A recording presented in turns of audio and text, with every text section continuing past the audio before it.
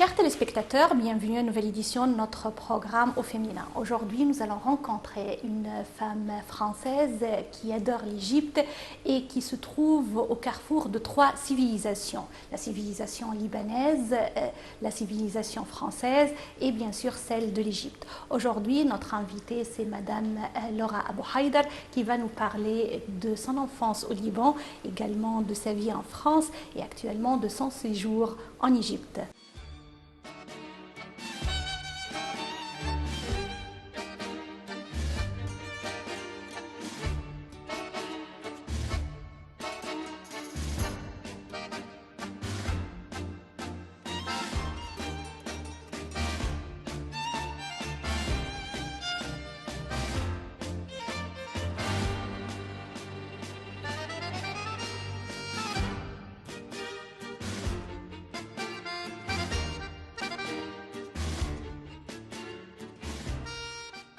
Madame Laura Abou Haïdar, vous êtes universitaire à Grenoble et également attachée de coopération éducative au Caire. Bienvenue à notre programme au féminin.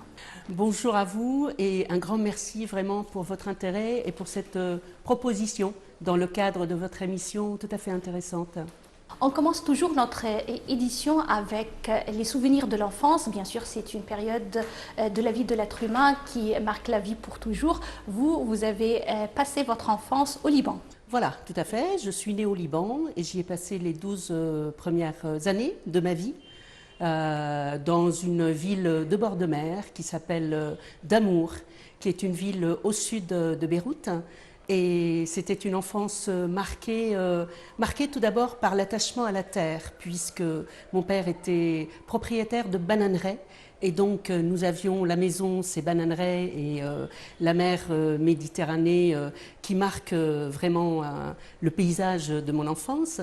C'était aussi une enfance très marquée par une relation particulière à la langue et à la littérature. Mon père était aussi un poète. C'était un poète qui écrivait de la poésie, qui déclamait aussi de la poésie dans des manifestations et cérémonies dans notre ville tout à fait intéressantes. Donc depuis tout petit, nous étions tous très marqués par la relation avec la poésie arabe, Al-Khansa, Imru al-Qais, Abou Firas al-Hamadani, etc. Et nous avions des joutes oratoires et des joutes poétiques au cours de notre jeunesse, dans les longues soirées d'hiver, étant donné qu'il n'y avait pas Internet, il n'y avait pas les smartphones, il n'y avait pas les iPads. Donc nous avions une relation tout à fait intéressante à la langue arabe et à la littérature arabe. Donc voilà, quand je pense à mon enfance, je pense surtout à ces deux dimensions-là.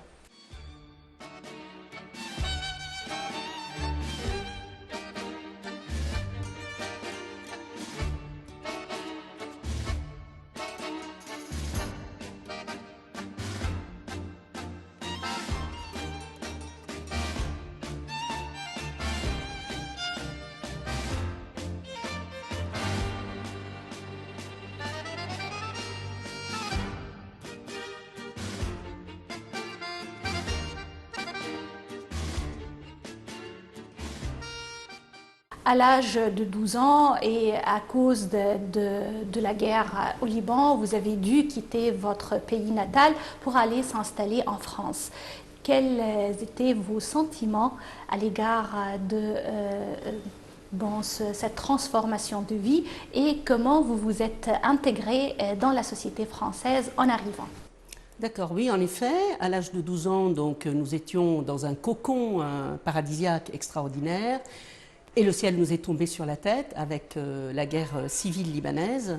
Donc en 1976, mes parents ont choisi de quitter le Liban puisque ma ville d'Amour a été une des premières dans laquelle il y a eu de très gros massacres et donc une partie de notre famille est décédée à cette époque-là. Et en fait, dans le cadre du départ, il y a eu deux temps.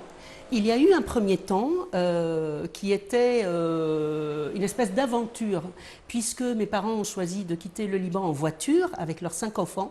Donc nous avions cette immense voiture américaine qui nous a servi d'outil de départ et de voyage entre le Liban et la ville de Bordeaux, dans laquelle nous avons atterri quelques semaines plus tard. Donc nous avons traversé plus de 4000 kilomètres. Nous sommes passés par la Syrie, par la Turquie, la Bulgarie, la Yougoslavie, etc.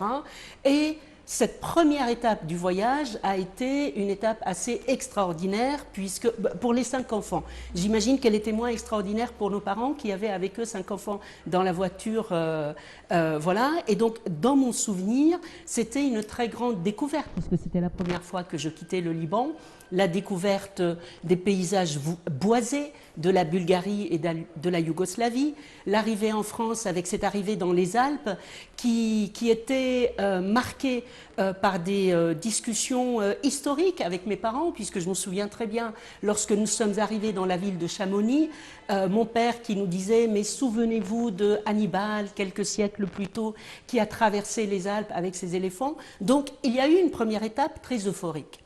Et ensuite, il y a eu la prise en compte de l'exil et la déchirure de l'exil et une espèce de souffrance très très forte parce que il est arrivé un temps où nous avons réalisé que nous ne reviendrons plus au Liban et donc ça s'est accompagné d'une très grande souffrance.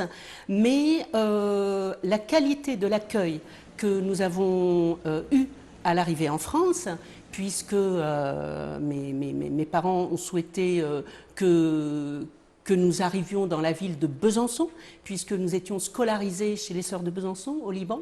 Et donc, nous avons une qualité d'accueil de la part des sœurs de la congrégation qui étaient en contact avec les sœurs libanaises absolument extraordinaire.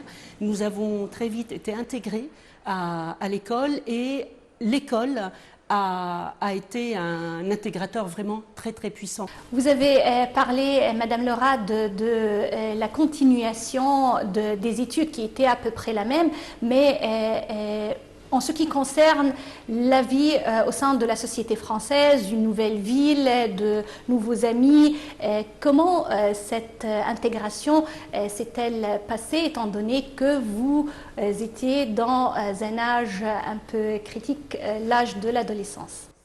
Alors, les premiers mois ont été vraiment des mois de très grande découverte et de surprise au quotidien. Eh bien, tout d'abord, nous sommes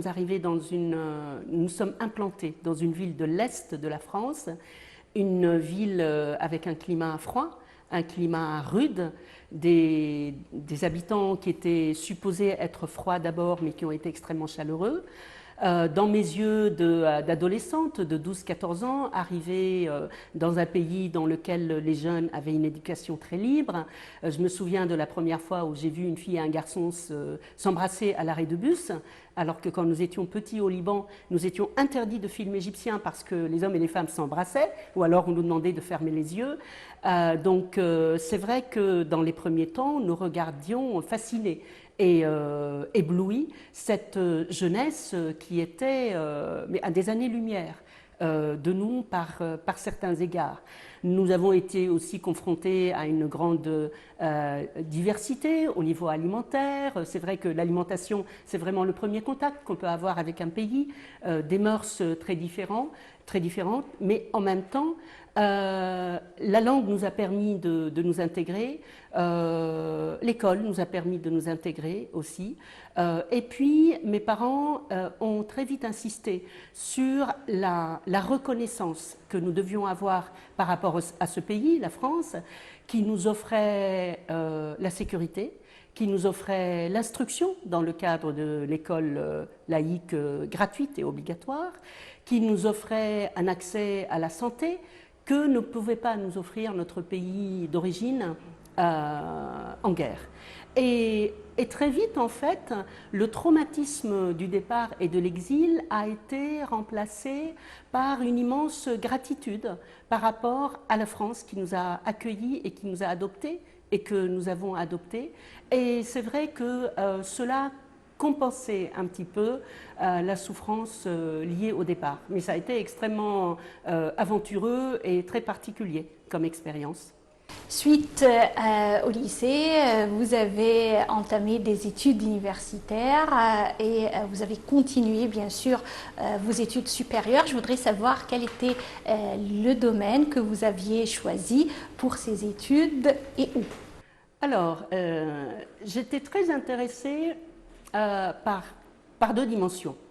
Tout d'abord, j'avais gardé une relation vraiment passionnelle, c'était de l'ordre des tripes avec la langue arabe.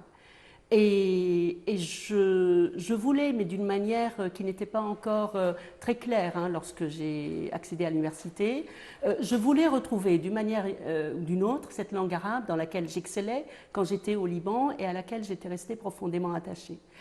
Mais j'avais envie aussi d'avoir un métier qui me permettait d'être en contact direct avec la science. J'étais très intéressée par la production de la connaissance et par la transmission de la connaissance, et j'avais envie d'avoir un métier scientifique. Donc j'ai intégré l'université de Besançon, dans laquelle j'ai découvert les sciences du langage, la linguistique.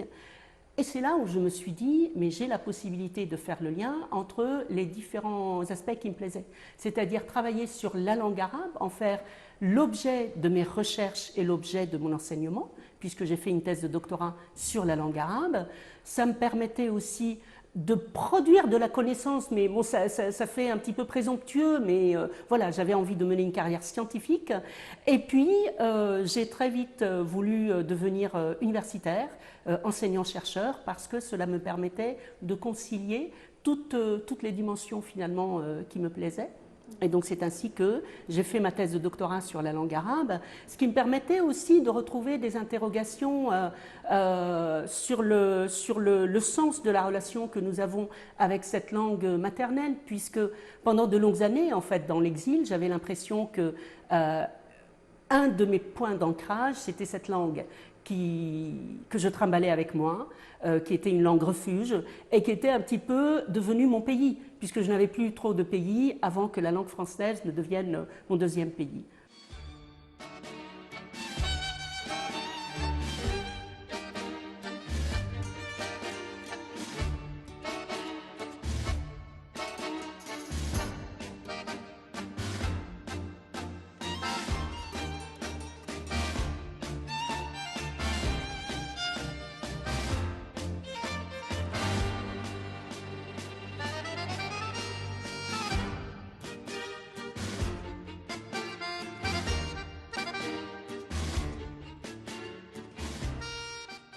Je voudrais bien m'arrêter là. Vous avez dit que vous avez choisi la langue arabe comme thème d'étude et je vois que vous parliez avec beaucoup de fierté en ce qui concerne cette langue. Mais des fois, on voit que quand on quitte un pays pour aller s'installer dans un autre, on aimerait bien s'attacher à la nouvelle vie, oublier un peu le passé, bon, se déraciner un peu. Dans votre cas, c'était pas pareil. Ah mais tout à fait, tout à fait. Je pense que c'est beaucoup dû à notre éducation. C'est-à-dire que mes parents qui ont vécu l'exil sans doute d'une manière beaucoup plus douloureuse que nous, parce que c'était une grande responsabilité aussi d'amener 5 enfants dans l'inconnu.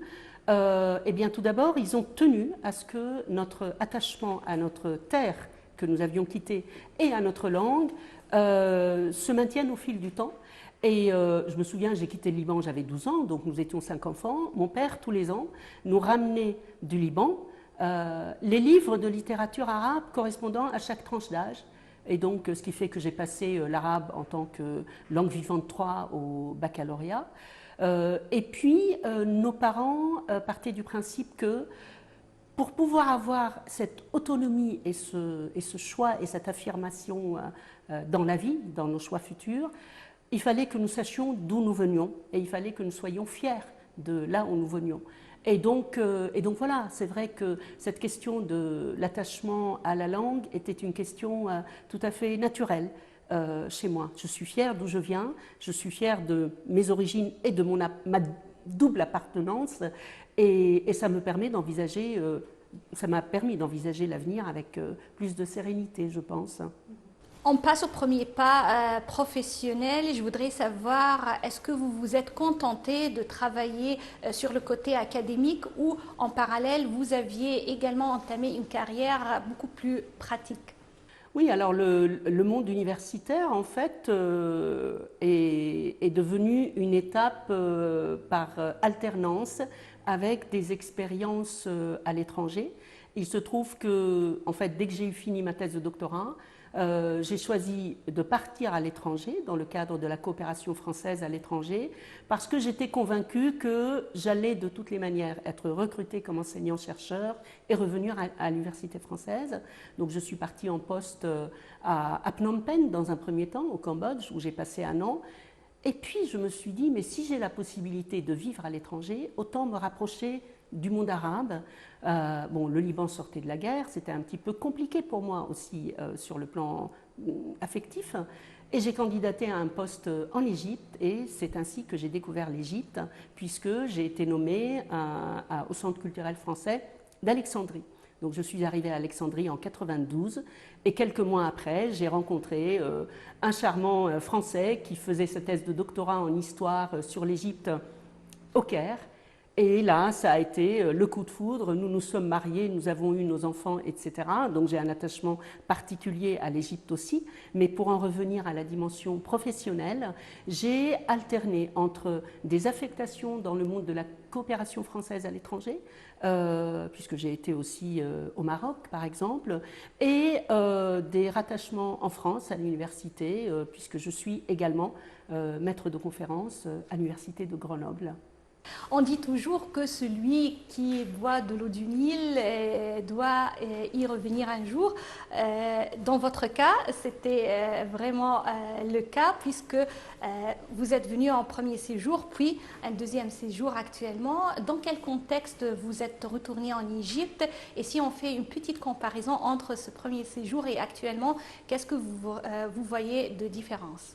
Alors, j'ai choisi de revenir en Égypte parce que mon mari, en fait, est revenu en Égypte un an plus tôt, puisqu'il a été recruté à l'Institut français d'archéologie orientale. Donc, lorsqu'il est revenu ici, c'est vrai que la tentation de candidater à un poste correspondant à mon profil était très grande parce que nous avons un attachement très très fort à l'Égypte qui est un petit peu devenu notre troisième pays. Et donc, je me suis portée candidate à un poste au niveau de la coopération éducative à l'Institut français. J'ai été recrutée et donc j'ai pu revenir à ma plus grande joie il y a un an. Il y a la comparaison entre mon premier séjour et ce séjour-ci, c'est vrai qu'il y a toute une série d'éléments qui entrent en compte. En fait, il y a 30 ans, j'étais plutôt intégrée dans le domaine universitaire, puisque j'étais enseignante à l'université Al-Azhar, où j'enseignais la linguistique. J'ai été enseignante à l'université Ain Shams, et d'ailleurs à cette époque, j'ai pu découvrir et fréquenter des linguistes extraordinaires travaillant sur la langue arabe. Je me souviens par exemple de la regrettée Madi Hados, qui est décédée il y a peu de temps, et qui m'intéressait énormément dans sa manière d'étudier et de valoriser l'arabe ordinaire, l'arabe des gens ordinaires, et non pas seulement l'oral fusha, qui est la référence dans le monde arabe, alors que, bon, cette fois-ci, je me suis peut-être un petit peu plus éloignée du monde universitaire, mais ce qui me paraît vraiment très important et l'élément commun entre ces deux expériences, c'est l'attachement des Égyptiens à la francophonie, la présence de la langue française qui est très profondément ancrée à différents niveaux. Et puis, je retrouve des amis que je connaissais il y a 30 ans et avec lesquels j'ai pu travailler. Et donc, j'observe, mais d'une manière très touchante, comment nous avons tous évolué et comment de jeunes maîtres assistants et jeunes assistants il y a 30 ans, nous avons tous progressé et donc nous militons un petit peu tous pour la langue française et la francophonie en Égypte.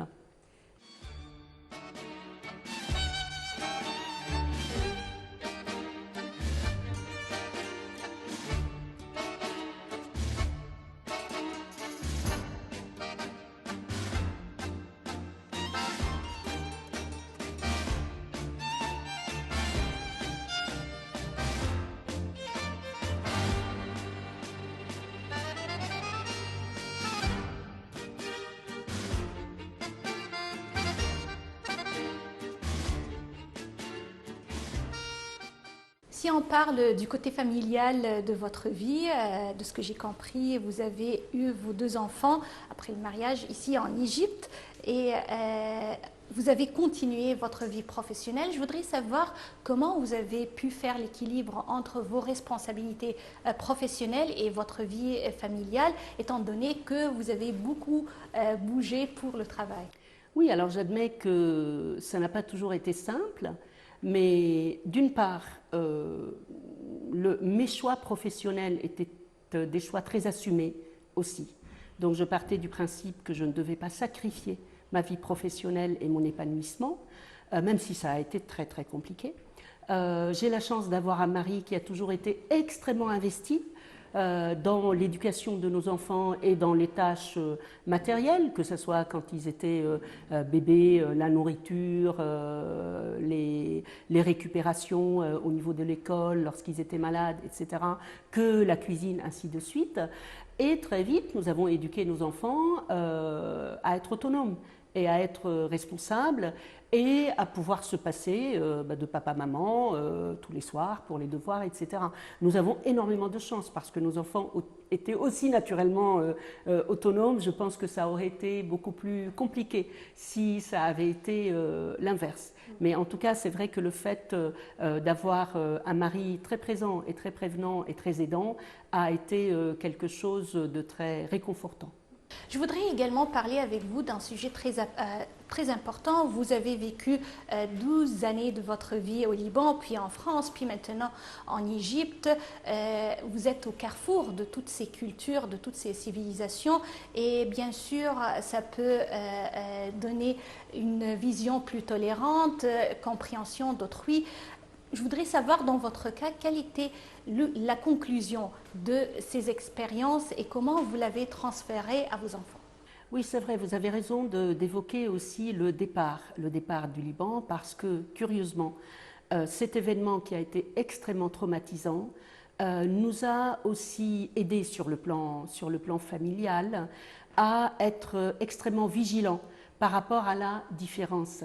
Et c'est de cette manière-là que nous avons essayé d'éduquer nos enfants aussi, prendre conscience de ce qui nous différencie, mais aussi prendre conscience de ce qui nous rassemble.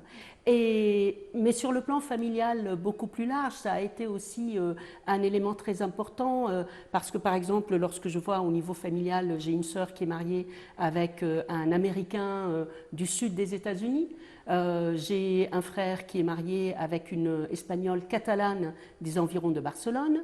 J'ai un frère qui est marié avec une femme musulmane issue de l'immigration maghrébine.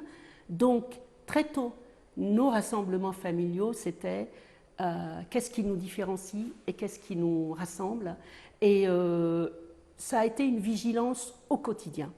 Et pour nos enfants, ça a été aussi un élément très important au niveau de leur éducation, puisqu'ils sont ouverts sur le monde. Je pense que nous avons réussi à leur inculquer un certain nombre de valeurs, mais également une espèce de plasticité et d'adaptabilité. Ça ne veut pas dire tout accepter, mais ça veut dire être conscient du fait que notre modèle de référence n'est pas universel, et que nous pouvons aussi communiquer et vivre avec des gens qui sont très différents, qui sont de cultures différentes, de langues différentes, puisque ces cultures et ces langues différentes, nous les avons au quotidien.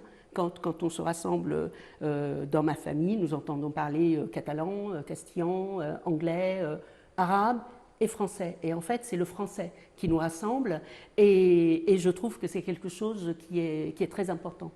Après 2 longs séjours en Égypte, bien sûr, vous avez eu des contacts avec des femmes égyptiennes. Je voudrais savoir, basé sur votre expérience personnelle, quelle est votre vision de cette femme? Eh bien, moi j'ai l'occasion de rencontrer des femmes admirables, des femmes fortes, des femmes conscientes du rôle qu'elles ont à jouer au niveau de la société égyptienne, que ce soit au niveau de l'éducation, au niveau du progrès, accompagner le progrès, des femmes qui font le lien entre les cultures et les langues aussi, puisque de fait, je rencontre beaucoup de femmes qui sont francophones, des femmes qui sont militantes et qui sont très courageuses et qui forcent vraiment l'admiration. Madame Laura Abou Haïder, à la fin de notre interview, de la part de Nile TV et de l'équipe de Au Féminin, je vous remercie infiniment. C'est moi qui vous remercie, mais vraiment très très sincèrement, et je vous souhaite une très bonne continuation dans cette belle émission. Merci. Chers téléspectateurs, c'était notre rencontre avec Madame Laura Abou Haïder, universitaire à Grenoble et également attachée de coopération éducative en Égypte. Merci pour votre attention et à la prochaine édition Au Féminin. Au revoir.